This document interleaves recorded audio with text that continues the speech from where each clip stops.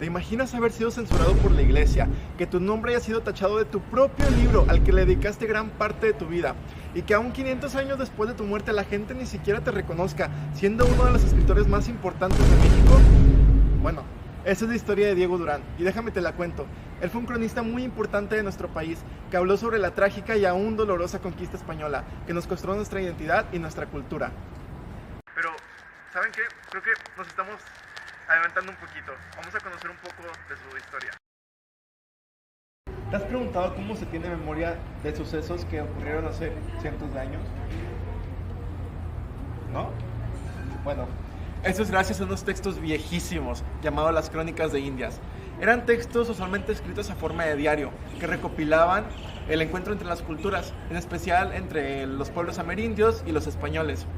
En estos documentos se recopilaba el imaginario, las tradiciones, los sucesos históricos de estas culturas que aún seguimos estudiando. Solo piénsalo de esta forma. Eres un español que llega a un nuevo mundo, a un continente totalmente diferente. Estabas acostumbrado a ver animales como pavos reales, venados, patos. Y luego llegas y te encuentras con un animal feísimo, con picos en la cabeza y una cara de cero amigos. Claro que tienes que escribir un libro de eso.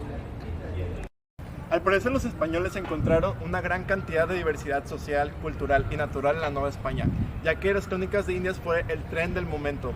Todos querían escribir y leer este tipo de textos. Pero esto nos valió para mucho, ya que gracias a eso tenemos una gran documentación de toda la historia, no solamente prehispánica en México, sino de todo el continente americano.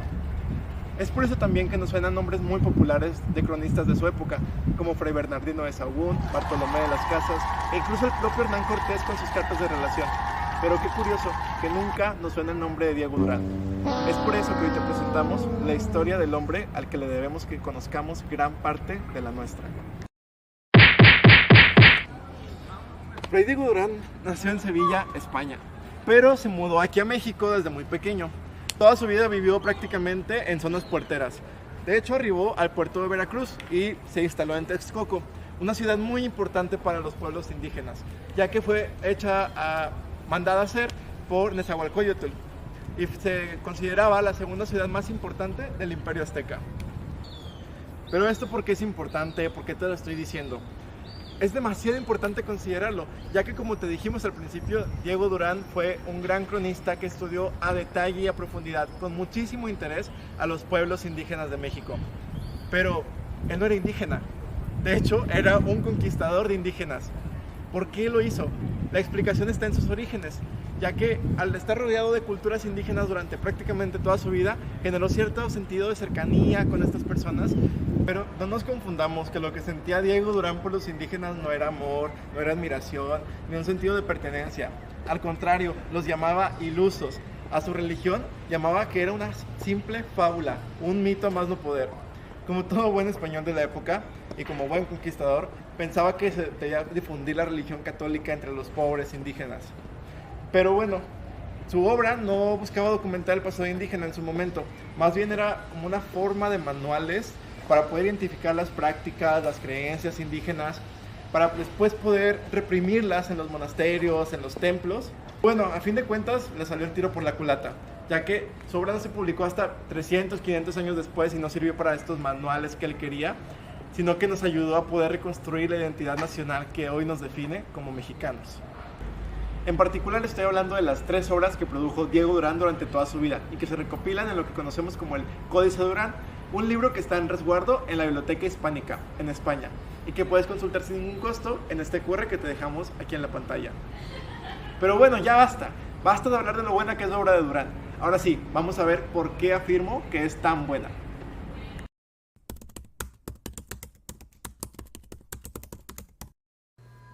Llegado el mismo día de la fiesta, que como he dicho era 3 de febrero a medianoche, después de haberle hecho mucha honra de incienso y música, tomábanlo y sacrificábanlo al modo dicho, a aquella misma hora, haciendo ofrenda de su corazón a la luna y después arrojando al ídolo, en cuya presencia lo mataban, dejando caer el cuerpo muerto por las gradas abajo, de donde lo alzaban los que lo habían ofrecido, que eran los mercaderes, como he dicho, cuya fiesta era la presente.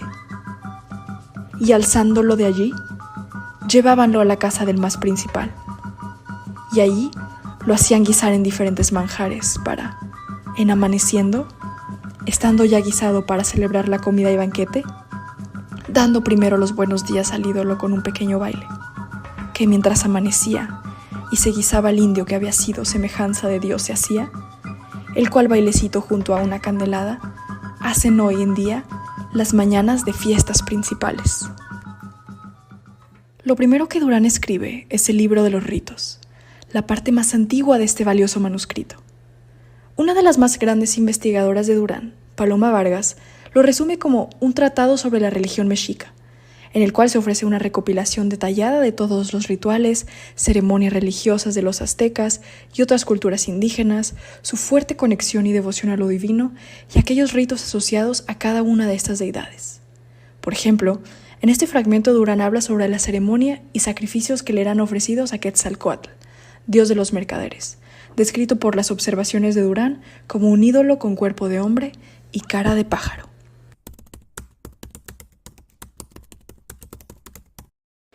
En el templo de Huitzilopochtli, donde tenían una piedra particular y muy adornada, de mantas, plumas, joyas y piedras, todo lo más rico que podían, la utilizaban. Era una piedra de un espantable monstruo, la cara muy fea, con unos colmillos muy grandes, muy encendida y colorada, a manera de un encendido fuego, en el cual denotaban el fuego de los rayos y relámpagos que del cielo echaban cuando embarcaban las tempestades y relámpagos.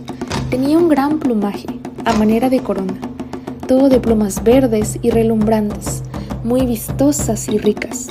En el cuello tenía un collar de piedras verdes, de unas piedras que llamaban chalchihuitles, con una joya en medio de esmeralda redonda, incrustada en oro.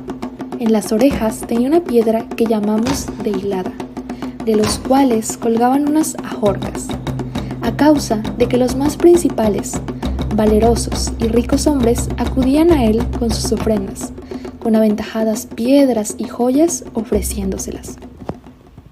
La segunda parte de su obra se titula El calendario antiguo, texto en el cual se exponen los conocimientos astronómicos de los pueblos indígenas, así como los rituales y festividades que eran guiados por un calendario. La obra profundiza el conteo del tiempo, la influencia de la astronomía en su vida cotidiana, y las creencias de cómo los astros podían dictar el destino de las personas.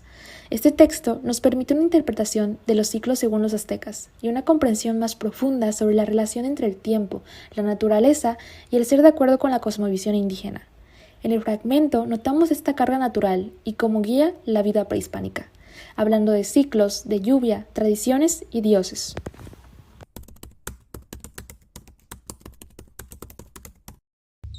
Algunos cuentan algunas falsas fábulas, como que nacieron de unas fuentes y manantiales de agua, otros que nacieron de unas cuevas, otros que su generación es de los dioses, lo cual clara y abiertamente es fábula, y ellos mismos ignoran su origen y principio, dado que confiesan haber venido de tierras extrañas, con lo cual confirmo mi opinión y sospecha de que estos naturales sean de aquellas tribus de Israel que en la tierra habían caminado con la mano del Supremo Señor, que fue su divina voluntad se cumpliese lo que estas gentes prometió en la Sagrada Escritura. La historia de las Indias de Nueva España e Islas de Tierra Firme es el último texto que Durán escribió, finalizando así la totalidad de su manuscrito. A comparación de sus trabajos anteriores, este representa la parte histórica del trabajo del fraile, en el que narra desde los orígenes del pueblo azteca en Chicomostoc hasta la muerte de Cuauhtémoc. Lo curioso es que, así como se ejemplifica en el fragmento, muchos de estos eventos los reinterpreta e intenta darles una explicación bajo la mirada europea católica. Podemos ver en este texto justamente los primeros indicios del sincretismo español-americano. ¿Qué? ¿Integrales? ¿Eso de qué te va a servir en la vida? Mejor léete el Códice Durán. Estos son los libros de historia que deberíamos de tener en las escuelas de México. ¿Por qué cuando pensamos en historia leemos los libros europeizados con la visión de los que ganan? Se nos olvida que aquí en México empezó la novela histórica, la etnografía y la antropología con Diego Durán justamente.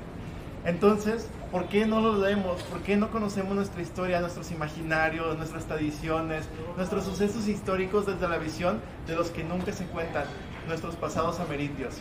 Estos son parte de nuestra identidad nacional y gracias a las crónicas como la de Diego Durán podemos acceder a ellas.